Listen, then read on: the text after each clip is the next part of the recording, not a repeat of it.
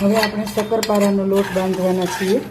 તો આપણે આ ગરમ પાણી સાથે ખાંડ ઓગળવા માટે ગેસ ઉપર ધીમી આંચ ઉપર મૂક્યું છે. આમાં આપણે પાણી થઈ જાય એટલે આપણે આના કરીશું શક્કરપારા. શક્કરપારા તમે કરો ને તો સેજ ગળ્યા હોય તો જ સારા લાગે. આ આપણું પાણી હવે રેડી છે.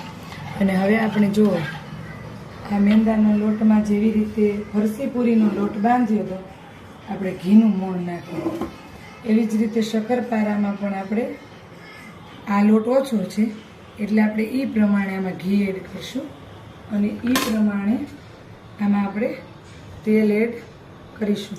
આમાં પણ આપણે ઘી અને તેલનું મિક્સ મોણ આપ્યું છે.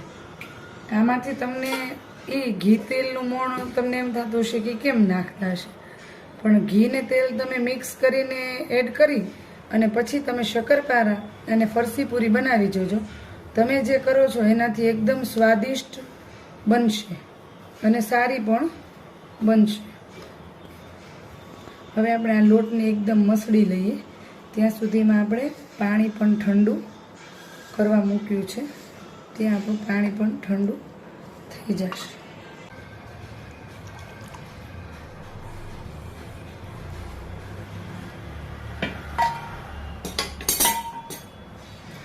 હવે આપણે આવી રીતે આ મીઠું પાણી જે બનાવ્યું છે શક્કરપારાનો લોટ બાંધવા, તો આપણે આવી રીતે એડ કરતા જઈએ અને આપણે લોટ બાંધતા જઈશું.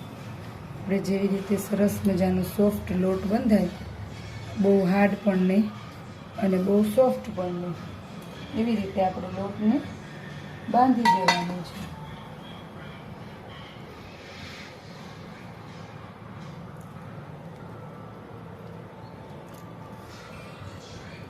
સેજ થોડો એવો આપણે આમાં ઘઉંનો લોટ પણ એડ કરીશું.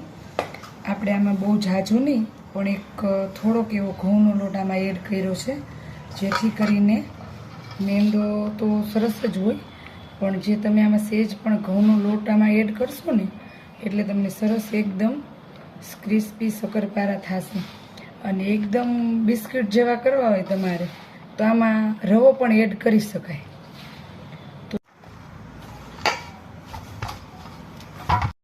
હવે આપણે આ લોટ એકદમ સરસ રીતે બંધાઈ ગયો છે શક્કરપારાનો. હવે આપણે હમણાં તમને વણતા પણ દેખાડીશું. સરસ મજાના શક્કરપારા જેવા તમે બજારમાંથી લઈ આવો તેવા જ આપણે પડવાળા બનાવવાના છીએ. તો આપણે એ બનાવવા માટે આપણે કેવી રીતે બનાવવા તો એ આપણે શીખવાડીશું. હવે આપણે આ બનાવીશું શક્કરપારા. તો શક્કરપારા આપણે છે ને જેમ બજારમાં પડવાળા મળે ને એવા કરવાના છે. એટલે પહેલાં આપણે આનો રોટલો વણી નાખીશું. એક વખત જો આ રોટલો થઈ જાય પછી આપણે એને ફોલ્ડ કરી લઈશું 4 ફોલ્ડથી અને પછી પાછું આપણે એને વણીશું. એટલે જે બજારમાં તમને શક્કરપારા જોવા મળે છે સેમ એવા પડવાળા શક્કરપારા થશે.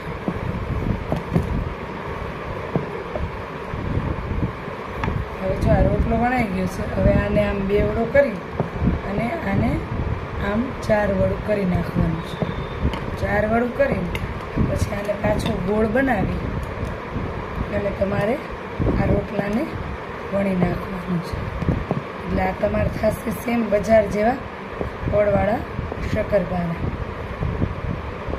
જો આમાં તમને અનુકૂળ હોય, અમારા તો બાળકોને બહુ નથી ભાવતું, તો આમાં રવો નાખ્યો હોય ને તો સરસ આમ ક્રિસ્પી લાગે.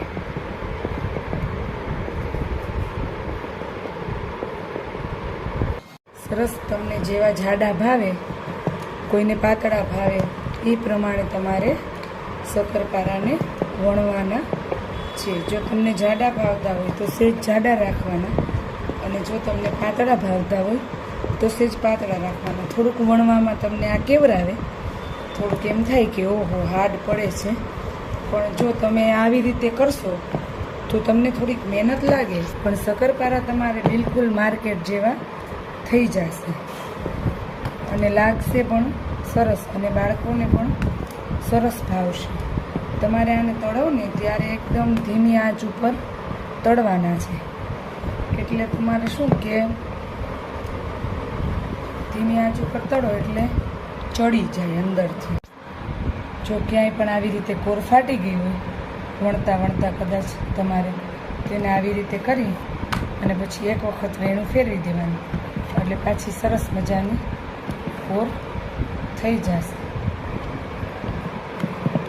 આ ઘીનું મોણ છે, ઘીથી તમારો ક્યારેય તે વેઇટ ન વધે અને મેંદાની અંદર ઘી એડ કરો એટલે તમને જે ખાવામાં ભારે પડે એ ક્યારેય પડશે નહીં અને સરસ મજાનું તમને આ ખાવાથી એવું પણ નહીં લાગે કે આ મેંદો ખાતો તો આપણને કાંઈ તકલીફ થઈ કે ચોટી ગયું કે આ કે તે.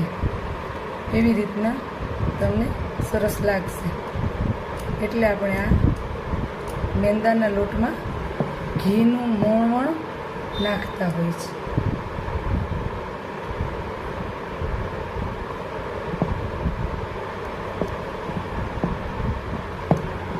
તમે જે રીતના પાડતા હો એ રીતના તમારે પાડી લેવાના છે. એટલે આપણા શક્કરપારા સરસ મજાના તૈયાર થઈ ગયા છે.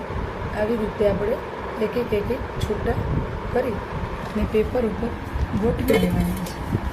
પછી આપણે ધીરે ધીરે આને તળી નાખીશું. બધા શક્કરપારા વણાઈ જશે પછી આપણે એને તળી નાખીશું. હવે આપણે આ છૂટા પાડતા જઈએ ફટાફટ અને આવી રીતે એક એકને ગોઠવતા જઈએ. અમે સેજ જાડા કરીએ છીએ કેમ કે અમારા બાળકોને આવા પસંદ છે.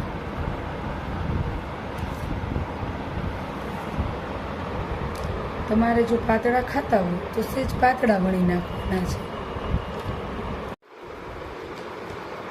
જો હવે આપણા શક્કરપારા વણાઈને અને તૈયાર થઈ ગયા છે સરસ મજાના.